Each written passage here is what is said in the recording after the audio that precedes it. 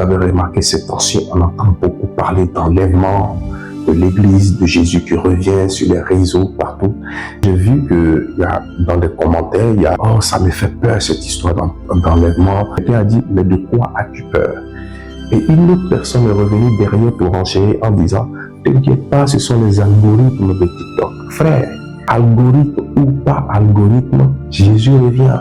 On a commencé à parler de Jésus revient avant qu'Internet n'existe. Je rappelle qu'il y a plus de 2000 ans que Christ Jésus, notre Seigneur, est ressuscité et qu'il a promis qu'il reviendra. Il a dit, je m'en vais préparer une place, Jean 14. Et quand je l'aurai préparé, je reviendrai vous chercher. Et vous savez où je m'en vais et vous connaissez le chemin. Et par la suite, il dit, je suis le chemin, la vérité et la vie. Donc, il est important de le savoir. Que si l'algorithme te montre aussi qu'on en parle beaucoup, c'est parce que Dieu aussi a dit dans sa parole aussi que l'évangile sera prêché partout dans le monde, alors viendra la fin. Avant, pour aller partout dans le monde, il faut prendre de l'avion, il faut prendre des bateaux, il faut prendre des choses. Mais aujourd'hui, par le moyen d'Internet, quelqu'un peut me voir en Mongolie, quelqu'un peut me voir au Japon, quelqu'un peut me voir en Chine, quelqu'un peut me voir en Amazonie, par le moyen d'Internet. Donc, l'évangile sera prêché partout, de sorte que le jour du jugement dernier, tu ne diras pas que tu n'as pas entendu parler du Seigneur Jésus-Christ. Tu ne diras pas qu'on t'a pas dit et que tu as parlé d'algorithme. Et à cette sœur qui avait peur, je vais te dire une seule chose.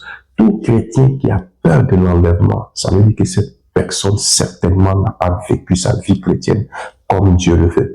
Sinon, l'enlèvement doit être un moment de fête pour tous les chrétiens. Ça doit être un moment de joie, un moment en fait où nous allons atteindre le but final, ce pourquoi nous existons, ce en quoi nous croyons maintenant va avoir lieu. Donc nous devons nous réjouir que l'époux vienne chercher son épouse. Je n'ai jamais vu une épouse qui va dans un mariage. On te dit que le moment de la noce qui est arrivé, et il refuse de croiser son mari. À moins que tu l'aies trompé, à moins que tu aies commis l'adultère. Donc si tu as peur, essaie juste de te repentir. Essaie juste de revenir à Christ. Essaie juste de revoir ta vie et dis à Dieu, je ne suis pas digne. Sanctifie-moi, purifie-moi, je veux t'accepter comme Seigneur et Sauveur personnel. Et ça, tu as tout à gagner à accepter le Seigneur Jésus-Christ. Les gens vont te distraire sur les réseaux sociaux.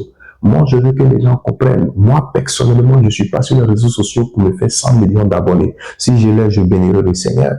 Mais nous sommes ici pour propager l'évangile de Dieu. Nous sommes ici pour amener plusieurs personnes au salut. Et Jésus revient et les temps sont accomplis. Vous entendrez des bruits de guerre, vous entendrez la guerre, vous verrez des famines. C'est des choses qui ont été annoncées que nous sommes en train de vivre depuis des temps.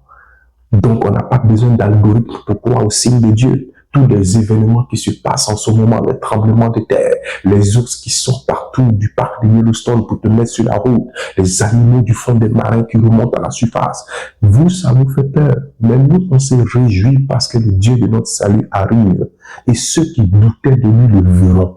Et la Bible dit, c'est ceux qui seront surpris de ne pas avoir le nom dans le livre de vie qui seront surpris. Mais nous nous réjouirons. Et il viendra dans toute sa gloire.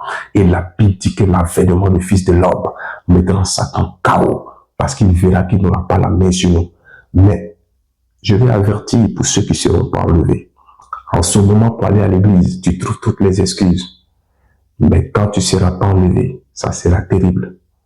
Parce que cette fois-ci, tu vas être sauvé par ton propre sang. Parce que la persécution dont la Bible parle, ils vont te persécuter à une dimension. La Bible dit même les gens vont invoquer la mort ne viendra pas. Pourtant, aujourd'hui, dès que tu as une petite aiguille qui te pique, elle s'infecte, tu peux mourir. Mais au temps de l'Antéchrist, l'esprit de mort ne viendra sur personne.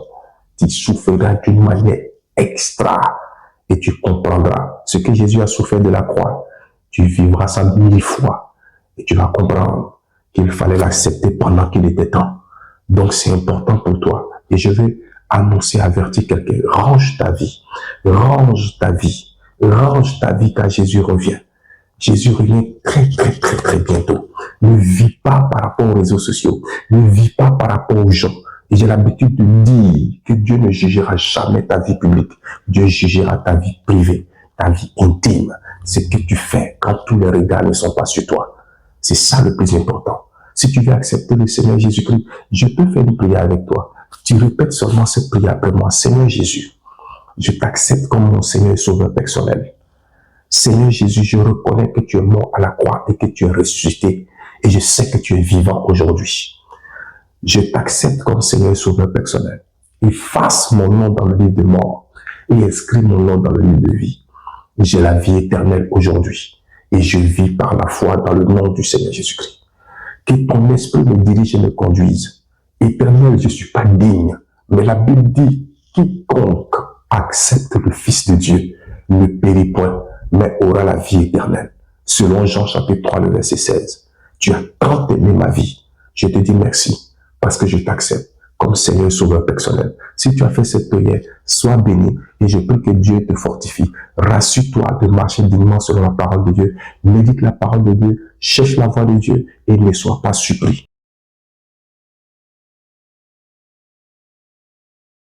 Shalom.